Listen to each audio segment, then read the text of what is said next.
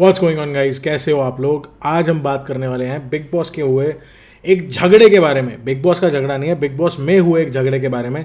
जी हाँ, रजत दलाल और चाहत पांडे के बीच में एक छोटा सा झगड़ा हुआ जिसके अंदर मतलब चाहत पांडे ने एक बड़ी ही घटिया, रद्दी और लीचड़ हरकत करते हुए या जलील हरकत करते हुए रजत के ऊपर खाना फेंक दिया। Fruits what ever you call it. मेरा मानना यह है कि कोई भी खाने वाली चीज़ का हमें निरादर नहीं करना चाहिए, उसे फेंकना तो बहुत दूर की बात है। तो चाहत पांडे जो कि एक सभ्य समाज से आती हैं, गांव से आती हैं उनके हिसाब से, चाहे उन्हें रहते हुए 10 साल हो गए मुंबई में, लेकिन वो अभी भी गांव से आती हैं। उनके पास फ़ोन नहीं है, उन्हें क्या कहते हैं, उन्हें सोशल मीडिया का नहीं पता है।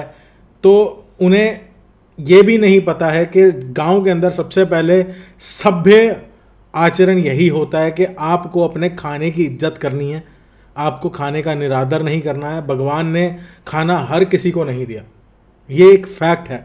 और मेरे ख्याल से यहाँ पे बहुत ही ओछी हरकत करी। ओछी से याद आया, एजाज खान की बात नहीं कर रहा हूँ मैं, लेकिन अगर मैं बात करूँ, चाहत पांडे ने बहुत ही ओछी हरकत करते हुए रजत के ऊपर, she spilled basically the food on him.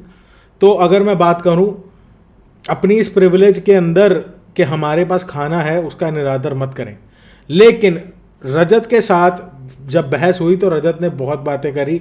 मुझे नहीं लगता कि रजत ने कोई भी बात ऐसी करी जो गलत हो, लेकिन उसे समझाया जाता है कि भाई तू ये बोल मत, तू बड़ा बन। ये बात अगर पहुंचनी होगी, इवन करणवीर मेहरा ने भी ये बात पहुंचाई रजत को कि ये बात अगर सलमान खान तक पहुंचती है तो वीकेंड के वार पे ये बात डिस्कस हो जाएगी, इसके ऊपर डिस्कशन मत कर ज़्यादा। जहाँ तक मुझे लगता है बात सही भी है कि रजत को वहाँ पे अपना ये जो इस टाइम पे सभ्य आचरण का कैरेक्टर रजत ने पकड़ा हुआ है, नहीं छोड़ना चाहिए। क्योंकि ओरिजिनल रजत को तो हम जहाँ तक लगता है कि जानते ही हैं कि किसी भी बच्चे को मारपीट करके सॉरी बुलवा देना, या किसी गाड़ी चलाते हुए किसी को उड़ा देना, ये एक बड़ा ही नॉर्मल सा आचरण है रजत का, जिसके चलते शायद उन्हें बिग बॉस का शो भी मिल गया। लेकिन अगर मैं बात करूं यहाँ पे चाहत पांडे को उन्होंने बिल्कुल सही जवाब दिए, सटीक जवाब दिए। लेकिन अगर मैं बात करता हूँ, अगर हमारी लड़ाई किसी से हो रही है, या तो हमें उसी टाइम उसका निपटारा कर देना चाहिए, या फिर आपको भूल के आगे बढ़ जाना चाहिए। जहाँ तक मुझे ये लगता है, अगर आपकी वो लड़ाई उसी टाइम नहीं निपटती है तो उसको छोड़ो आगे and move on in your life, ये मैं मानता हूँ। और ये शायद एक नॉर्मल सा फैक्टर भी है।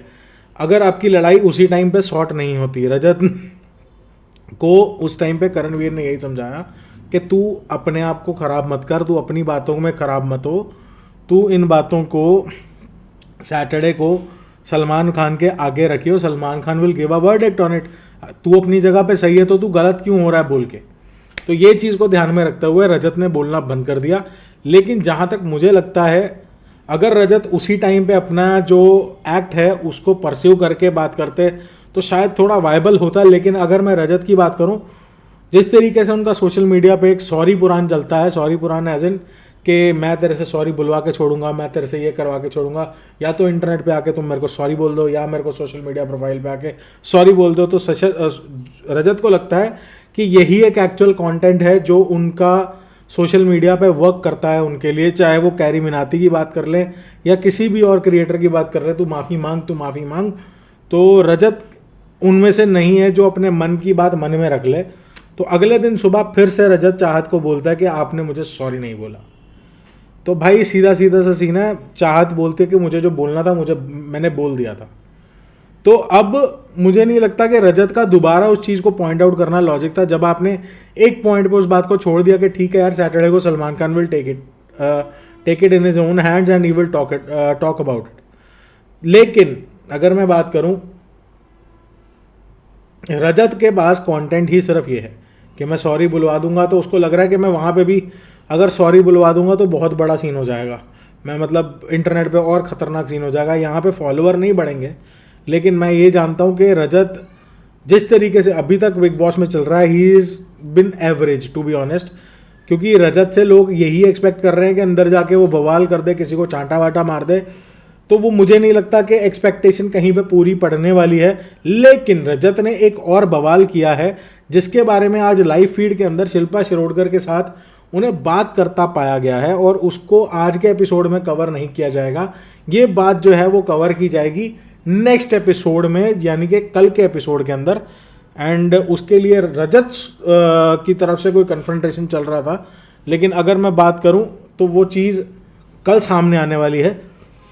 एंड बाकी मुझे रजत का ये सॉरी बोलने वाला कॉन्सेप्ट, बुलवाने वाला कॉन्सेप्ट समझ में नहीं आता। लेकिन अगर आपको लगता है कि या तो उसी टाइम सॉरी बुलवा लेते आप लड़के, या फिर अगर ठंडा कर दिया था बात को तो ठंडा रहने देते, तो आपको क्या लगता है कि रजत को उसी टाइम पे सॉरी बुलवा लेना चाहिए था, या फिर इस मुद्दे को लेके बैठे रहो, 4 महीने इसी मुद्दे पे निकाल दें कि हम रोज़ इसके बारे में एक बार बात करेंगे कि तुमने मुझे सॉरी नहीं बोला। तो ये चीज़ होनी चाहिए या नहीं होनी चाहिए, आप मेरे को बताओ कमेंट सेक्शन में, आपको क्या लगता है। पर मुझे थोड़ा लेम लगा कि अगर ख़त्म हो गई है बात तो ख़त्म करो ना यार, क्या दिक्कत है।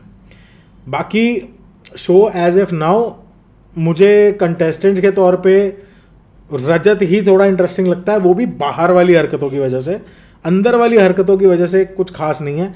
लेकिन अगर मैं बात करूं घर के अंदर की बात, तो एक वो जो यार आफरीन की पत्नी है भाई, उसका क्या नाम है, बीमारी भाई, बहुत कलेश है वो। हर साल एक सीज़न में कोई ना कोई लेकर आते हैं जो चिल्ला चिल्ला के भैं भैं करके दिमाग चाट जाता है। जैसे कि पिछली बार शिवानी कुमारी ला रखी थी, वो शायद ज़्यादा बियरेबल थी देन आफरीन्स वाइफ, तो वो वाला सीन था। लेकिन अगर मैं बात करूं अभी तक के कंटेस्टेंट्स में, मुझे कोई भी कंटेस्टेंट ऐसा नहीं लगता जो शायद मुझे विनर के तौर पे नज़र आता हो। लेकिन हाँ, वोट बैंक के हिसाब से रजत फिनाले में पहुंचने के बहुत बहुत प्रबल दावेदार है, सिर्फ वोट बैंक के आधार पे।